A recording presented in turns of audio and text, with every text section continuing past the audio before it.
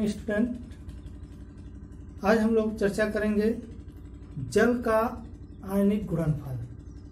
जल का आयनिक गुणनफल क्या है और यह प्रश्न भी बोर्ड परीक्षा के लिए बहुत महत्वपूर्ण है और इसके आधार पर ही हम पीएच को समझ सकते हैं और पीएच मान क्या है इन सब की व्याख्या इसी के आधार पर की जाएगी।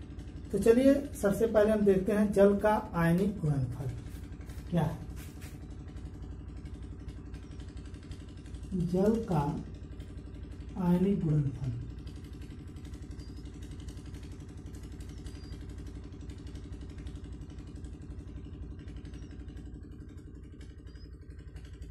तो जल का आयनिक गुणनफल किसे कहते हैं और ये क्या होता है, तो जानने के लिए पहले यह जानना है जल का आयनिक गुणनफल क्या है। आयनिक तो जल का आयनन से रिलेटेड ये तथ्य है। तो शुद्ध जल का आयनन हम जानते हैं कि बहुत कम होता है और शुद्ध जल का जो आयनन होता है वह इस प्रकार से होता है।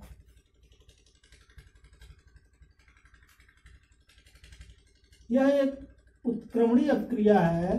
तो जल या चायन और OH आयन में आयनित हो जाता है। यहाँ जल का आयनन जो हो रहा है यह एक उत्क्रमणीय अपक्रिया है। इसमें जल वियोजित होकर यह चायन OH आयन देगा और यह संयोग करके पुनः अनायनित H2O बनाएगा। तो ऐसे रासायनिक समीकरण जो उत्क्रमणीय होते हैं उस पर हम द्रव्य अनुपाती क्रिया का नियम का प्रयोग करते हैं। यहाँ द्रव्य अनुपाती क्रिया के नियम के अनुसार द्रव्य अनुपाती क्रिया के नियमानुसार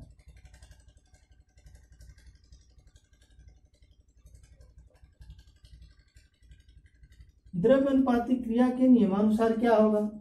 अब ये द्रव्य अनुपाती क्रिया का नियम क्या है, अब इसकी चर्चा हम बाद में करेंगे। पहले इसको हम देख लेते हैं तब हम आपको बताते हैं द्रव्य अनुपाती क्रिया का नियम क्या है। तो द्रव्य अनुपाती क्रिया का नियम बस यहाँ इतना ही समझना है, इसके अकॉर्डिंग ये इक्वेशन कैसे होगा।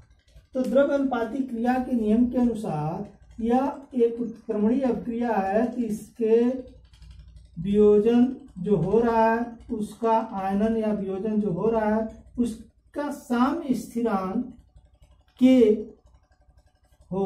तो K बराबर active mass of hydrogen ion into active mass of OH ion बटे एक्टिव मास ऑफ H2O। ये है द्रव्य अनुपाती क्रिया के नियमानुसार लिखा गया समीकरण। इसमें जहां K एक स्थिरांक है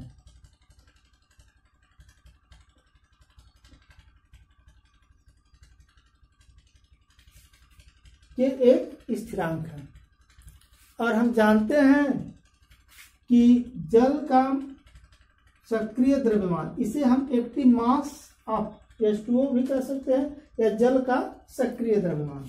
तो जल का सक्रिय द्रव्यमान यह जो है नियत होता है।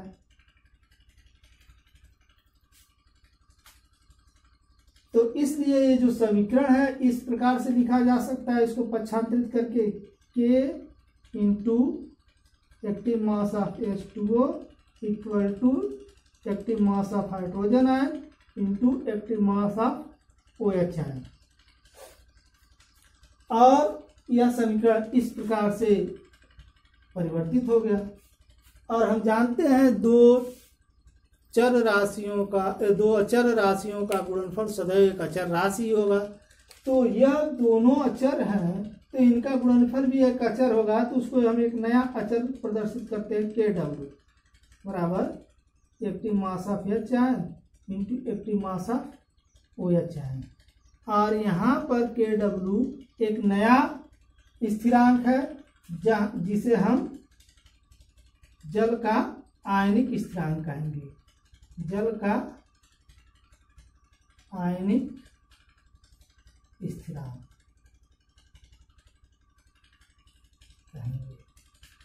तो इस प्रकार हम देखें कि जल का आयनिक स्थिरांक Kw होगा।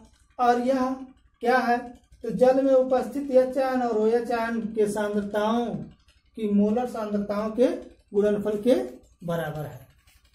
तो जल Kw का मान क्या होगा, तो Kw जल का आयनिक गुणनफल है, यह होता है एच आयन और OH आयन के सांद्रताओं के गुणनफल के बराबर। इसका आंकिक मान होता है 1.0 × 10⁻14।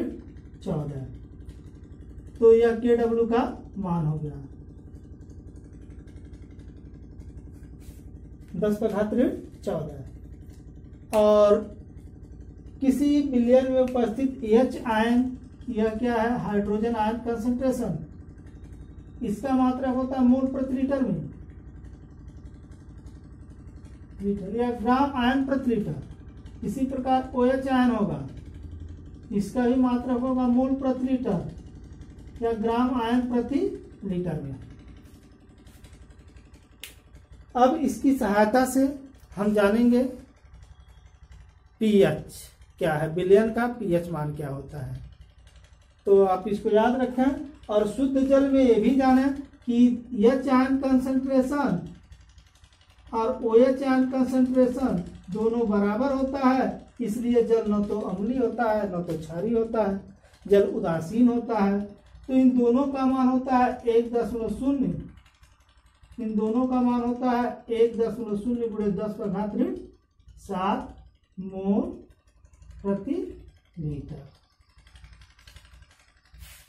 तो आगे के वीडियो में हम जानेंगे pH मान। तब तक के लिए धन्यवाद।